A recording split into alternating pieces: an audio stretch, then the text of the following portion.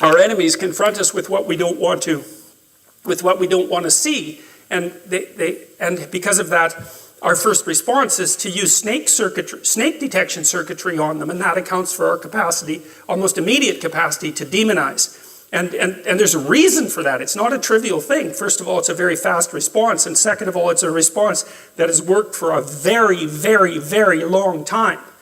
And so, one of the variants of the hero, and I would consider a variant of the hero like a fragment of the picture of God, is the heroic warrior who slays the enemy, right? And of course, that's not precisely a politically correct representation of the hero in modern times. And no wonder, but it's still something that you go watch in movies all the time and admire, right? It's like this one of the how many plots are there? Romance and adventure, that's about it. And most of the adventure genre is, there's some enemy that's lurking in some form. It could be human, it could be alien, and someone rises up to go and confront it and maintain order. It's like there's no getting away from that story.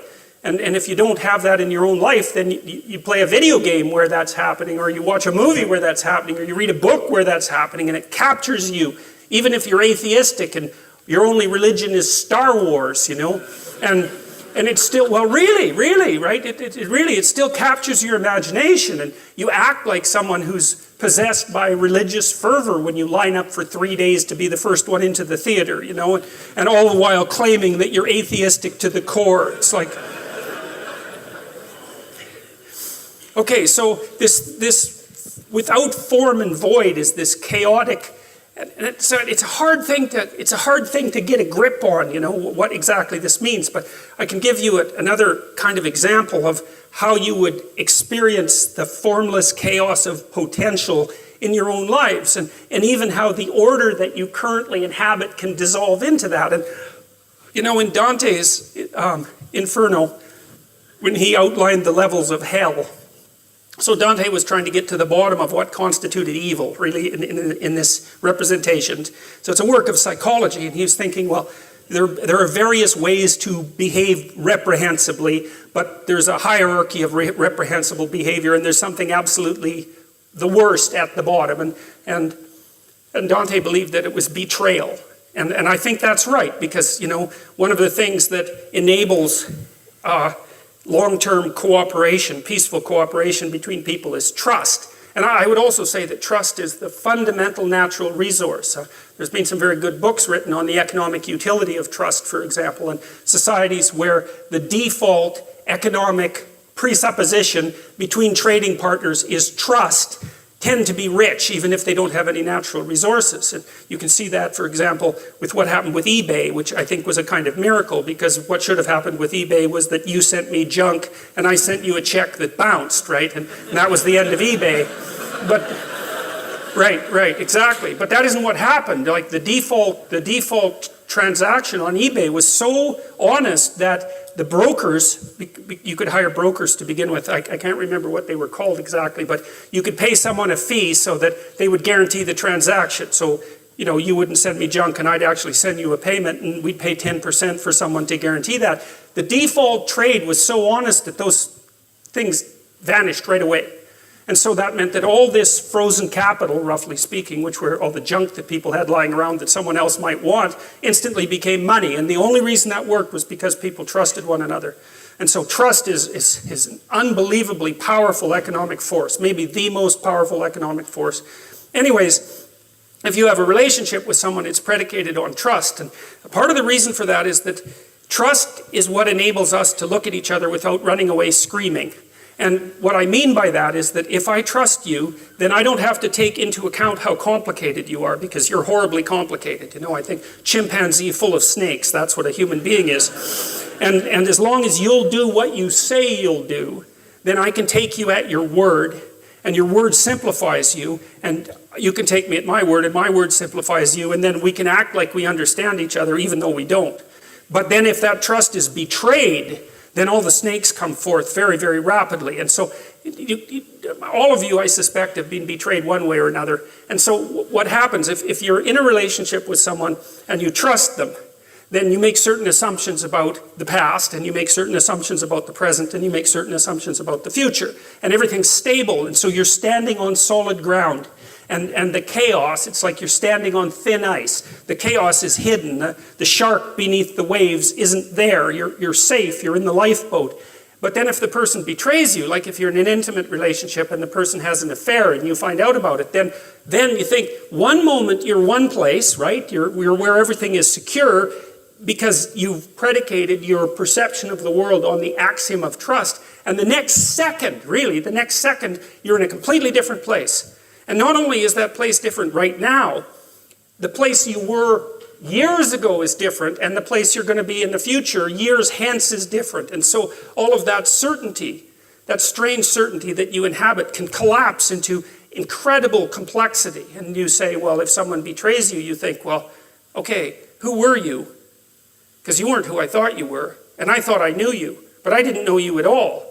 And I never knew you, and so all the things we did together, those weren't the things that I thought were happening. Something else was happening, and you were someone else, and that means I'm someone else because I thought I knew what was going on, and clearly I don't. I'm some sort of blind sucker or the victim of a psychopath, or someone who's so naive that they can barely live, and I don't understand anything about human beings, and I don't understand anything about myself, and I have no idea where I am now. I thought I was at home, but I'm not. I'm in a house, and it's full of strangers, and I don't know what I'm going to do tomorrow or next week or next year. It's like all of that certainty, that habitable certainty, collapses right back into the potential from which it emerged.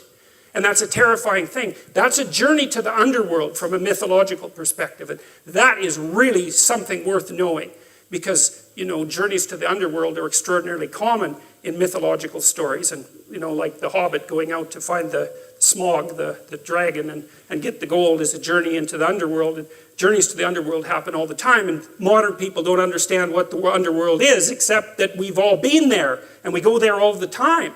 And we go there every time Este es el móvil reacondicionado que Paula se ha comprado en Back Market, 300 euros más barato que uno nuevo y solo porque el embalaje.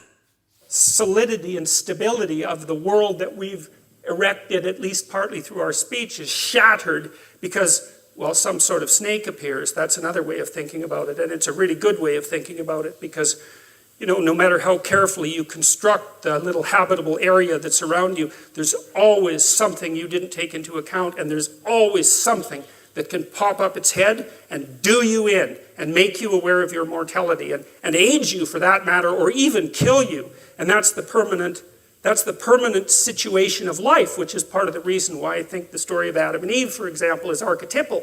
It's because we do inhabit walled gardens, right? Because a walled garden is half structure, society, and half nature. That's what a walled garden is. And a walled garden is a place of paradise and warmth and love and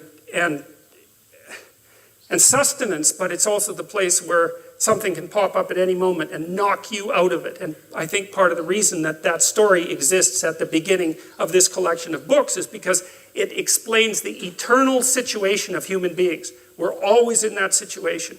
We're in a walled garden, or we bloody well hope we are. But there's always a snake. And then it's even worse, because if there is a snake, we're exactly the sort of creatures who are going to do nothing but go and interact with that snake the second that we can manage it. It's definitely the case that if you want a human being to muck around with something, the best thing to do is to tell them not ever to do it, have anything to do with it, which is, of course, something if you have teenagers or even children, or if you know anything about yourself or your partner. So these stories are trying to express what you might describe as an unchanging, transcendent reality. It's something like what's common across all human experience across all time. And that's what Jung essentially meant by an archetype. And you could say, well, we tend to think that what we see with our senses is real. And of course that's true, but what we see with our senses is what's real that works at the time frame that we exist in, right? And so we see things that we can touch and pick up. We see tools, essentially, that are useful for our moment-to-moment activities. We don't see the structures of eternity, especially not the abstract structures of eternity. We have to imagine those with our imagination. Well, and that's partly what these stories are doing. They're saying, well, there's forms of stability that transcend our capacity to observe, which is hardly surprising. We know that if we're scientists, right? Because we're always abstracting out things that we can't immediately observe. But there are metaphysical or moral realities or phenomenological realities that have the same nature, that you can't see them in your life by observing them with your senses, but you can imagine them with your imagination. And sometimes the things that you imagine with your imagination are more real than the things that you see. Well, numbers are like that, for example. I mean, there's endless examples of that. And I would say, well, this is also a good way of thinking about fiction, because a good work of fiction is more real than the stories from which it was derived. Otherwise, it has no staying power, right? It's distilled reality, even though in some sense it never happened.